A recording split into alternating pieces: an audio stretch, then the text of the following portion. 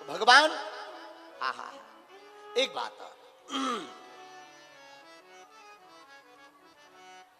आइए आइए जय जय आइए आइए पूज्य महाराज जी का आगमन हो गया है। पधारिए श्री सीताराम। आओ जय जय आओ श्री सीताराम जय जय दंडवत दंडवत। श्री राम जय राम श्री राम जय राम जय जय राम सिया राम जय जय सिया राम सिया राम जय राम जय जय राम सिया राम जय जय सिया राम सिया राम जय राम जय जय राम सिया राम जय जय सिया राम सिया राम जय राम जय जय राम बोलो सिया राम जय जय सिया राम। बहुत ही सौभाग्य की बात है। और श्रीधाम वृंदावन से परम पूज्य श्री गौरी गोपाल आश्रम के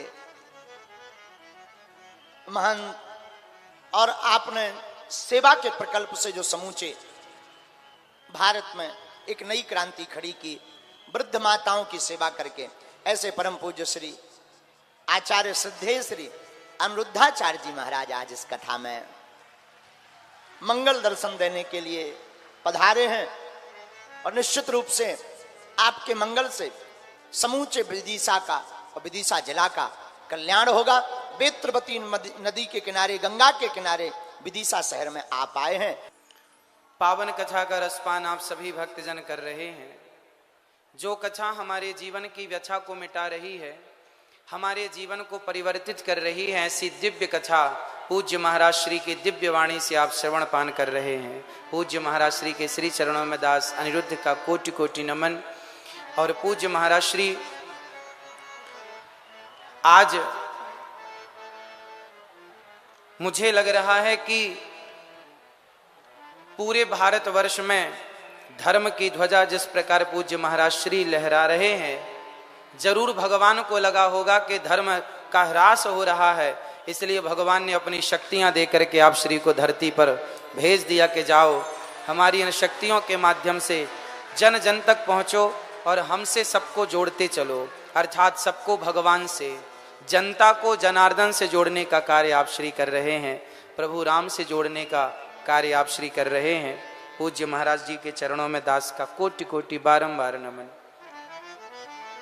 पूज्य महाराज श्री का स्नेह मिलता रहता है, कई बार बात होती रहती है, और आपका ये बड़प्पन, आपकी ये सहजता, आपकी ये सरलता सबको अच्छी लगती है।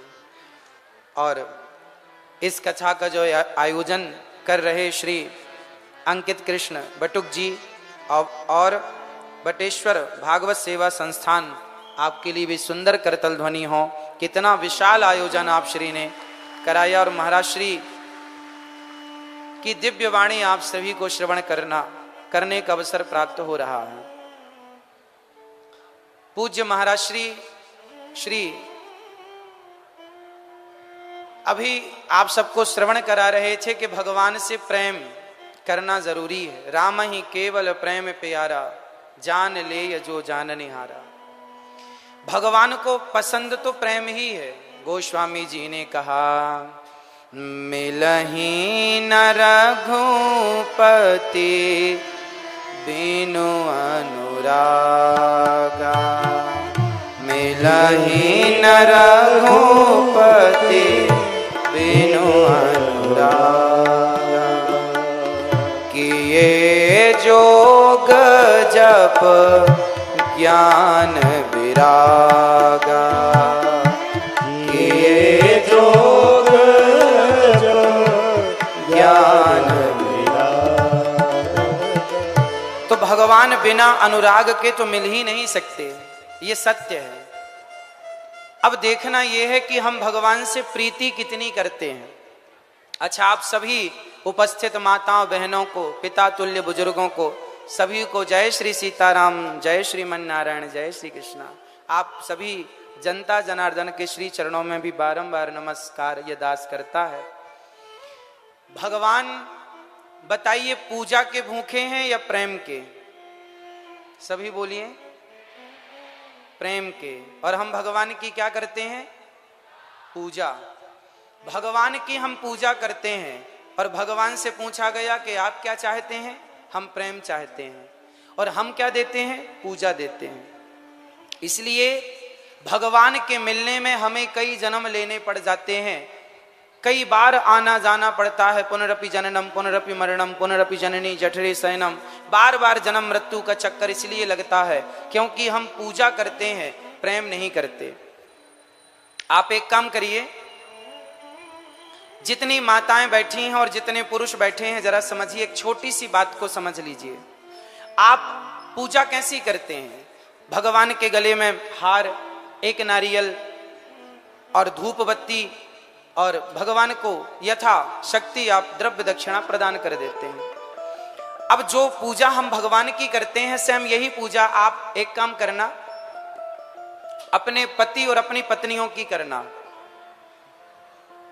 आप अपने पति को एक माला पहनाओ, एक मिठाई का डिब्बा रखो, धूप बत्ती जला के आरती उतारो। आप पूजा करो पति की, हार चढ़ाओ पति को, मिठाई का डिब्बा चढ़ाओ, सब चढ़ाओ पति को, और प्रेम करो पड़ोसी से। चलेगा? हाँ या ना? चलेगा? अब आप अपनी पत्नी को मिठाई का डिब्बा दें, हार चढ़ाएं, पुष्प चढ़ाएं, आरती उतारें पत्नी की, और प्रेम करें पड़ोसन से। चलेगा? नहीं।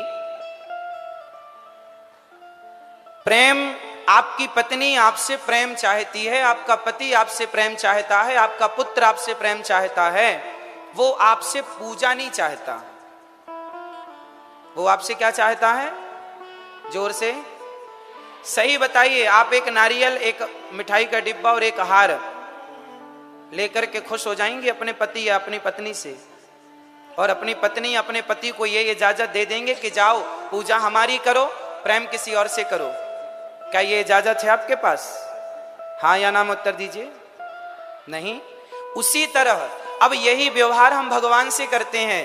पूजा सवेरे से शाम तक भगवान की करते हैं और प्रेम संसार से करते हैं। भगवान ने कब कहा कि हमारी पूजा करो? भगवान ने तो सिर्फ यही कहा कि हमसे प्रेम करो। हम प्रेम के बल पर मिलते हैं। राम ही केवल प्रेम प्यारा। केवल प्रेम हमसे किया जाए, सच्चा प्रेम भगवान से किया जाए। किस तरह? गोपियों की तरह। गोपियां भगवान से क्या करती हैं? प्रेम करती हैं।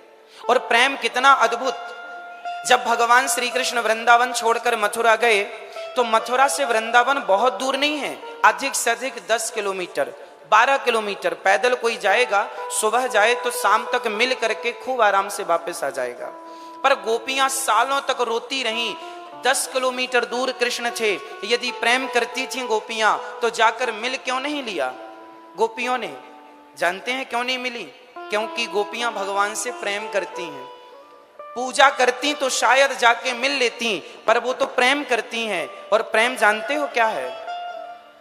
प्रेम कहता है तत्सुख सुखित्वम, अपने प्रियतम के सुख में ही, जो अपने सामने वाले के सुख में ही जो अपना सुख देखे, वही प्रेम होता है। गोपियां कहती हैं कि कृष्ण के पास यदि मैं चली गई और कृष्ण के सुख में मेरे जाने से कोई बाधा पड़ी तो मेरे प्रेम का क्या? इसलिए यदि वो मेरे बिना खुश है तो मैं उसे देखूंगी भी नहीं। यदि वो मेरे देखे बिना, मुझे देखे बिना खुश है तो तुम वहीं रहो, मैं यहीं रहती हूं। ये प्रेम है। प्रेम मीन्स समर्पण।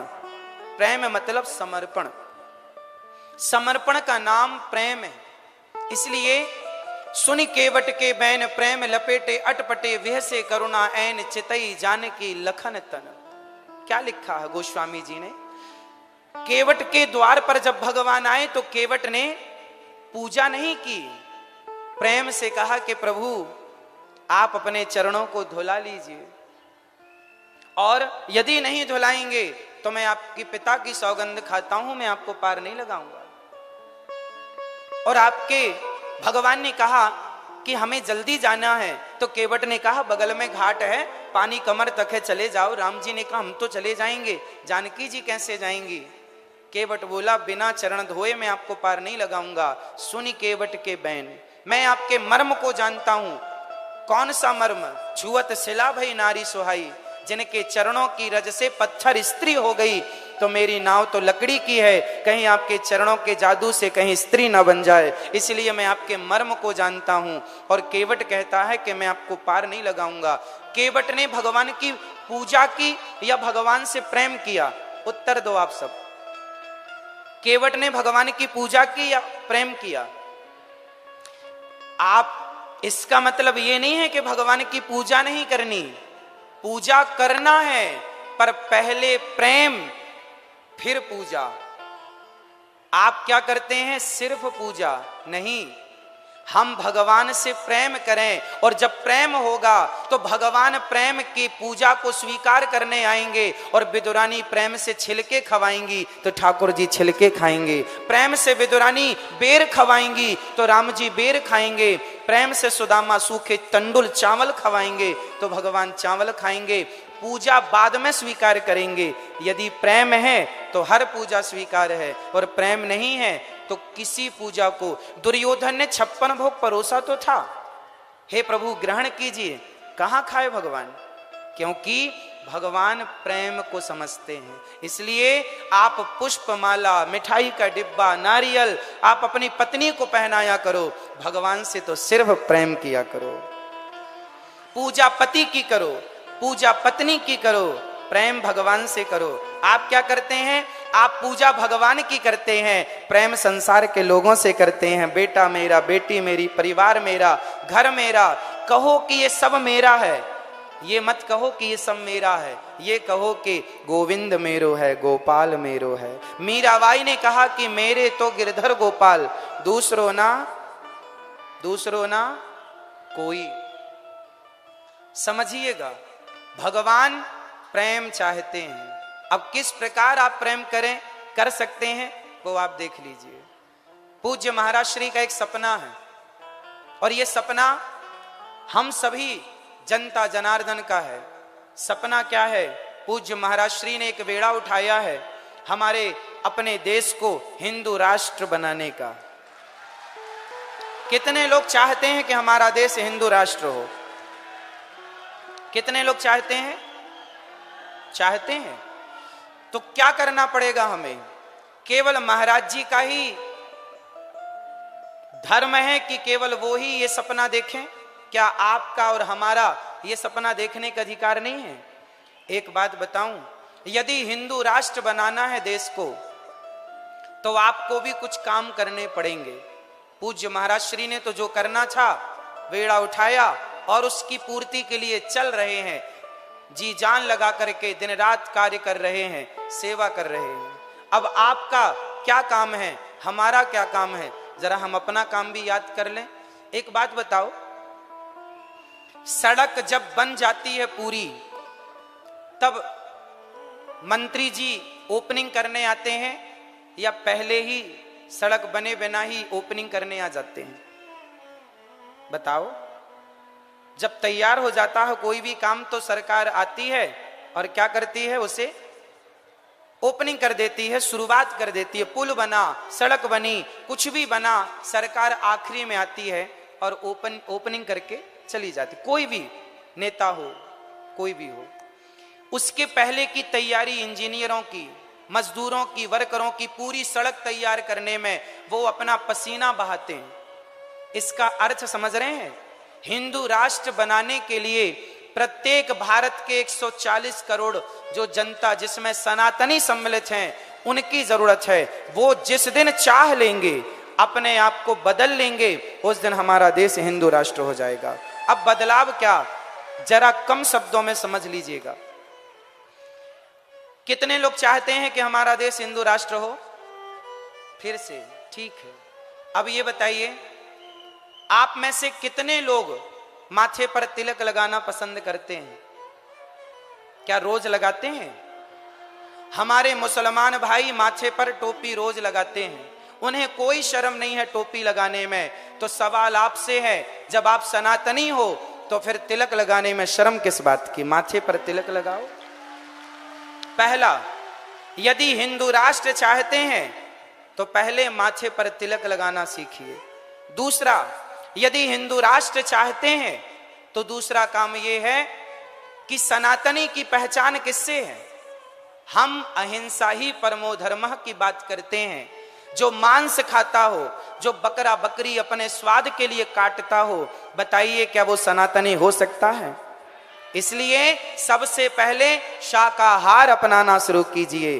प्रसाद भोग लगा के ठाकुर जी को भोग लगाकर प्रसाद पाएंगे। सबसे पहली जरूरत है कि हम अहिंसा ही परमो धर्मः की बात को चरितार्थ करें। अहिंसा ही परमो धर्मः। हमारा धर्म किसी की हत्या करना नहीं सिखाता। और आज बहुत लोग मांस खा रहे हैं।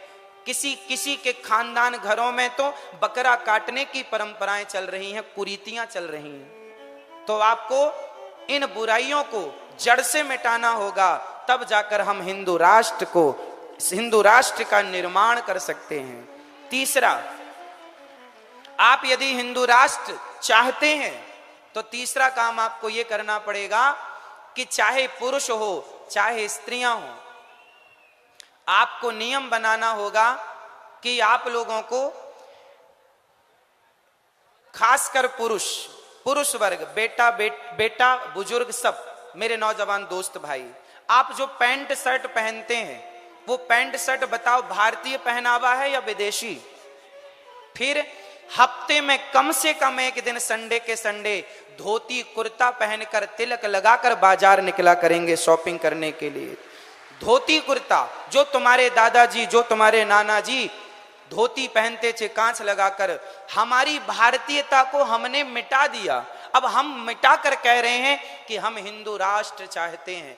आप पूज्य महाराज श्री के आदर्शों पर चलते हैं तो पूज्य महाराज श्री सुबह से शाम तक केवल सीताराम सीताराम का जाप करते हैं, आपको कराते हैं। आप तो चल रहे हैं उस मार्ग पर, अब जरूरत है हम सबको चलने की। कितने लोग हिंदू राष्ट्र चाहते हैं? सब चाहते हैं। तो बताओ, गीता कितने घरों में पढ़ी जाती है? रामचरितमानस कितने घरों में पढ़ी जाती है? बिना गीता पढ़े, बिना रामचरितमानस उस बात पर अमल करे जो लिखी है। जब तक भारत का बच्चा गीता और रामचरितमानस नहीं पढ़ेगा, जब तक उस बात पर नहीं चलेगा जो गोस्वामी जी ने या भगवान श्री कृष्ण ने अर्जुन को कहा, उन रास्तों पर नहीं चलेगा, तब तक हिंदू राष्ट्र की कल्पना कैसे होगी? इसलिए हिंदू राष्ट्र बनाने के लिए सरकार की मोहर लगनी तो बाकी है, बाद में लग ही जाएगी। पहले आपकी तैयारियां तो हों, और तैयारी ये हो कि प्रत्येक व्यक्ति आपके जेब में गीता तो हो, गीता के श्लोक आपके बच्चों को आवे। गीता क्या कहती है? गीता कहती है कर्मण्येवाधिकारस्ते मां फलेषु कदाचन। तू कर्म कर, फल की इच्छा ना कर।